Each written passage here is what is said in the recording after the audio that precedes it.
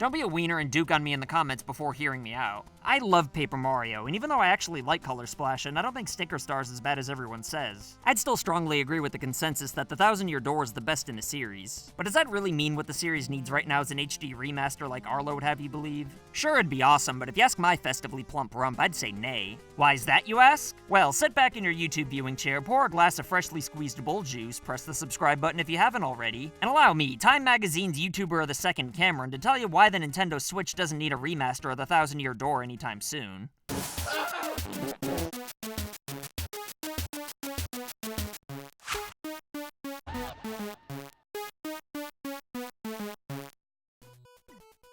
Judging by the history of Paper Mario releases, it looks like we're about due for a new game, and I'd bet my neighbor Terry's homemade crystals that we'll find out about the next game pretty soon. And I'd even go one step further and say that it's most likely going to be similar to the first two games, because regardless of what you may think, Nintendo actually does listen to their fans most of the time, but people prefer to focus on the times where they don't. I mean, fans originally hated that Wind Waker was cel-shaded, so rather than releasing the planned sequel, Nintendo made Twilight Princess instead, which fans initially loved and hated before loving it again. And then after initially loving Skyward Sword, it wasn't long before the fickle Zelda fan base changed their minds and decided they wanted Zelda to stop being so linear, hence Breath of the Wild. And then after 74 years of not having a Metroid game, Nintendo released Federation Forces, which rightfully got buried. But then 2 years later, we finally got a Metroid Prime 4 announcement and a new 2D Metroid that nobody bought. And unfortunately, the fact that nobody bought it only communicated to Nintendo that fan demand doesn't always lead to sales. There's plenty of other examples of Nintendo listening to the fans, and plenty of others where they don't. But my point is that after people peed all over Color Splash, Nintendo would be insane to release another Paper Mario game that's not like the first two. And if they do, then disregard everything I'm saying and feel free to raise hell all over the place, but I just don't think that's gonna happen.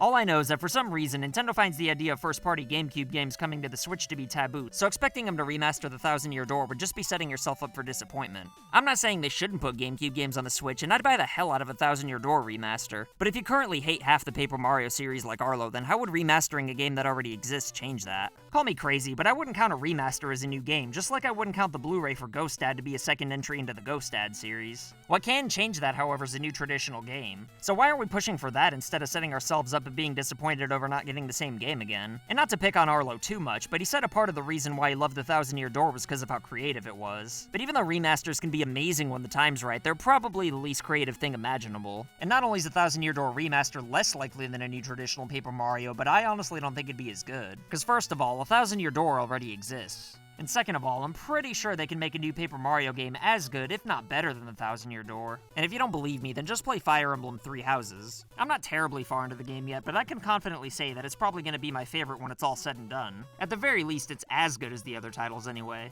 And golly gee, would you look at who made this game? Why, it's the same folks who make Paper Mario games. And Koei Tecmo, but intelligent systems nonetheless. So with a solid team and updated hardware, I think we could safely assume that a new Paper Mario RPG wouldn't disappoint. I know we could probably get a 1000-Year Door remaster and a new game, but even though remastering games is relatively easy for devs to do, porting games over that are already in HD is even easier. And since Color Splash is one of the handful of first-party Wii U games not ported over to the Switch, it's only a matter of time before that makes its way over too. I mean, it makes sense that Nintendo would want people to play this game that had a lot of hard work put into it, especially when everything on the Switch sells out the ass. Plus, it'd literally take 5 minutes to port this game over, as opposed to the 1000-Year Door, which would take at least 10. Obviously, this would enrage Arlo, but if they ported Color Splash over after a new traditional Paper Mario game was made, then I think more people would be open to giving it a chance. After all, when Mario and Zelda fans got what they wanted, they ended up loving Wind Waker and Mario 2. And don't get me wrong, even though I really liked Color Splash for what it was, I'm not blaming people for skipping it if that's not what they were looking for. But I also don't blame the Paper Mario series for trying new things either. Their reasoning for trying new things is because the Mario and Luigi series existed, so they felt like having two Mario RPGs would be redundant. Which I totally don't agree with since they're both so different, but I could definitely see where they're coming from. Besides, game developers are artists, and I'm sure making the exact same thing over and over again can kill passion faster than Giorno Giovanna. Super Paper Mario and the sticker games weren't as good, but at least they were bold enough to try new things, and if Nintendo never tried new things with Mario games that nobody asked for, then we'd have never gotten Sunshine or Galaxy. It'd have just been the same Mario 64 formula repeated over and over again. That might sound awesome, and who knows, maybe it actually would have been better that way. I guess we'll never know, but I'm certainly glad Nintendo wasn't afraid to try new things. Trying new things might not have worked out for Paper Mario, but nobody spoke up about it on the Wii. And everything people hated about Sticker Star was fixed in Color Splash, but the problem was that not many people really spoke up about wanting a classic Paper Mario game till the Color Splash reveal. And unfortunately, it was already too late by then. Now that it's clear as day that fans want classic Paper Mario though, let's give the above average sized den the benefit of the doubt and assume they're gonna reel things back in the next game. I know Nintendo can be stubborn, but Color Splash didn't even sell 1 million copies, and you can blame that on the Wii U all you want. But that console still had games that sold millions, so Nintendo's not going to waste years on something they know is going to fail. But even though I'm glad the Paper Mario team got to try new things they wanted to do, I still stand by my estimation that returning to the series' roots is going to be a hit. They might have been over making Paper Mario games the classic way, but I think they've spent enough time away from it to where it'll feel fresh again. In fact, I think that'll make a new game that much better than if they'd been chained in a basement forcing to remake the same game over and over again.